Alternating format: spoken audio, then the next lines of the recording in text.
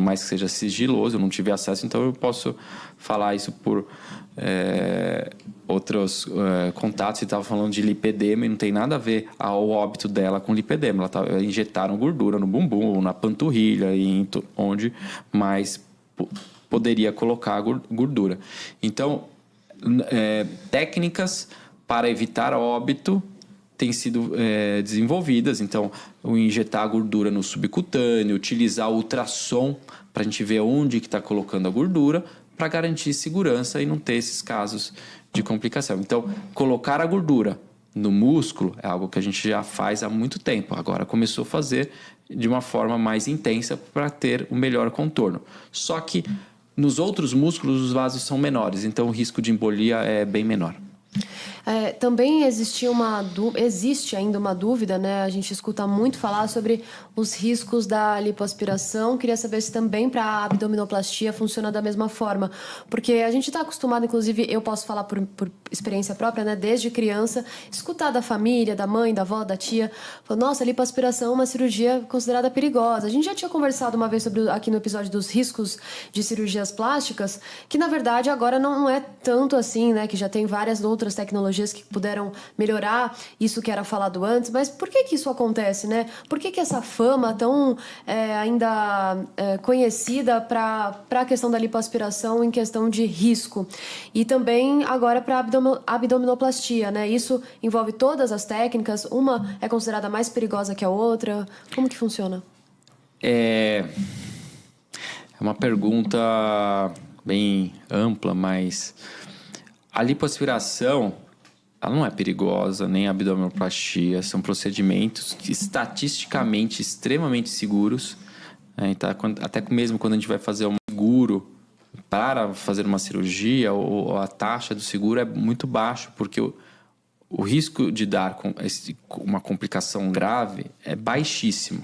Geralmente, as complicações que tem são complicações pontuais, de retoque, mas de risco de óbito é muito baixo. O que acontece é que uma pessoa que faz uma lipoaspiração ou uma abdominoplastia está fazendo uma cirurgia estética. Então, e a pessoa é extremamente saudável.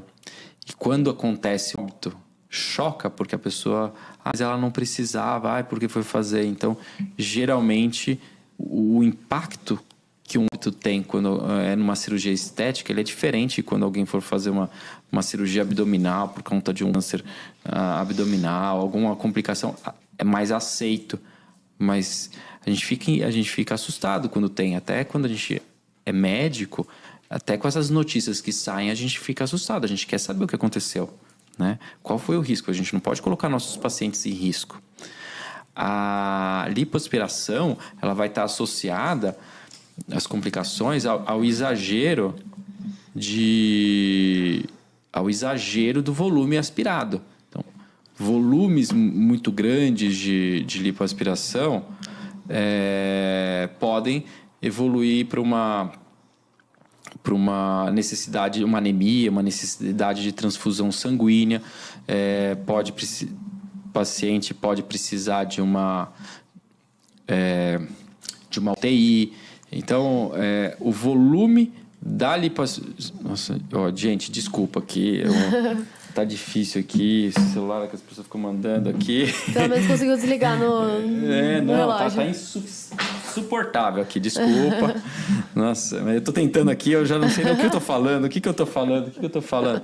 Bom, eu tô falando da complicação de lipoaspiração e abdominoplastia.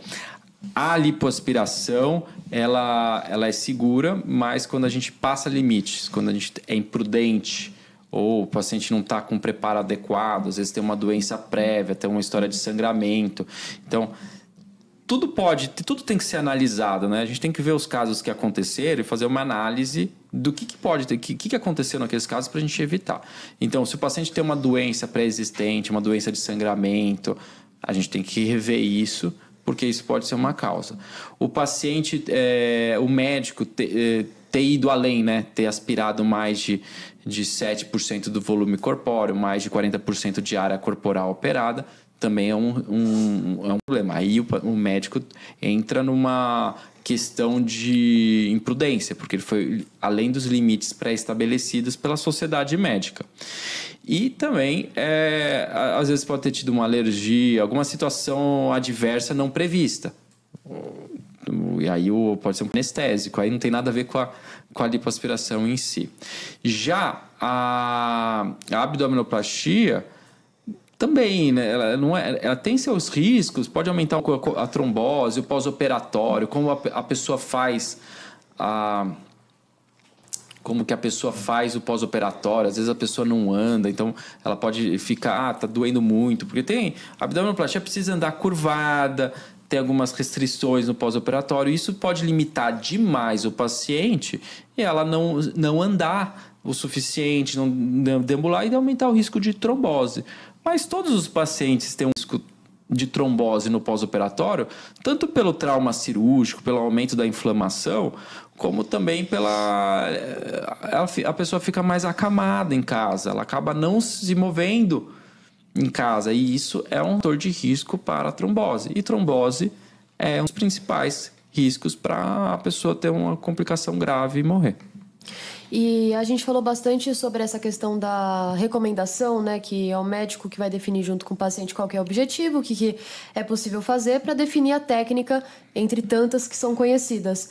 Mas na prática, qual que é a diferença entre lipoaspiração e a abdominoplastia? Sem entrar nas subdivisões. Não, na prática é uma cirurgia minimamente invasiva com cortes pequenos, que a gente introduz cânulas para aspirar a gordura, e a outra a gente faz uma ressecção grande, com um corte grande de pele. Na prática uma trata puxando pele e tirando tecido importante, né?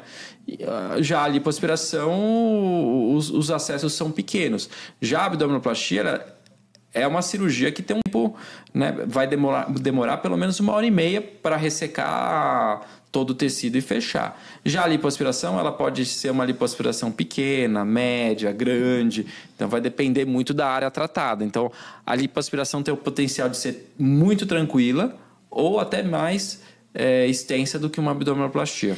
Em questão de objetivo de resultado, as duas podem envolver essa questão de retirada de gordura e definição. Sim.